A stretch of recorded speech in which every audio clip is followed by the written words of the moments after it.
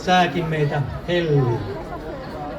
Sen verran ehkä tuohon esittelyyn vielä, että olen maatalon poikia, eli sieltä lähtöisin, Kajaanissa asunut koko ikäni, ja en pelkästään niin sanotusti puolustusvoimien taustalla ole, koulutukseltani olen myös ekonomi. Ja muutamia nostoja aiheista. Haluan olla siis rakentamassa Suomea, jossa ihmiset voivat elää turvallisesti, tehdä työtä ja luottaa tulevaisuuteen.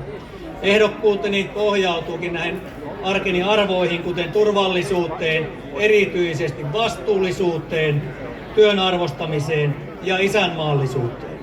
Se ei varmaan kenellekään ollut yllätys. 32 vuotta puolustusvoimassa.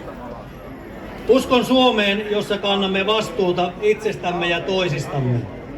Yhteiskuntaan, jossa työn tekeminen ja yrittäminen ja ahkeruus luovat hyvinvointia meille kaikille.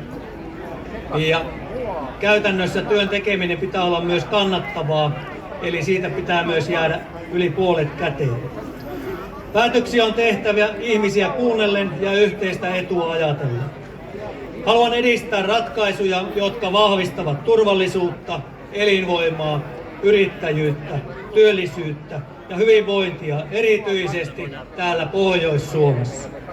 Turvallinen arki rakentuu monesta asiasta, työstä, toimivasta taloudesta ja ihmisten hyvinvoinnista. Kun nämä ovat kunnossa, syntyy myös luottamusta ja uskoa tulevaisuuteen. Hyvinvointimme perustuu kestävään talouteen. Kasvu ei synny itsestään, vaan se vaatii vastuullista päätöksentekoa ja pitkäjänteistä työtä. Velaksi eläminen ei ole ratkaisu. Yritykset luovat työpaikkoja ja mahdollisuuksia. Siksi yrittäjyyden edellytyksiä on vahvistettava ja työn vastaanottamisen sekä työn tekemisen on oltava kannattavaa. Kasvua syntyy myös panostamalla osaamiseen ja koulutukseen sekä mahdollistamalla investointeja kotimaisiin yrityksiin täällä Pohjois-Suomessa.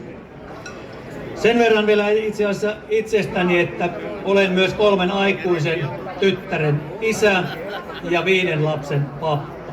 Eli myös kokemusta siltä puolelta löytyy. Kiitoksia ja toivotan kaikille oikein hyvää markkinapäivää. Toivotaan, että iltapään sade ei pääse meitä täällä kurittamaan ja pystymme nauttimaan koko iltapäivän tässä mukavassa säässä.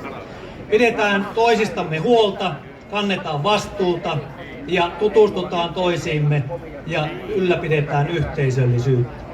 Kiitoksia.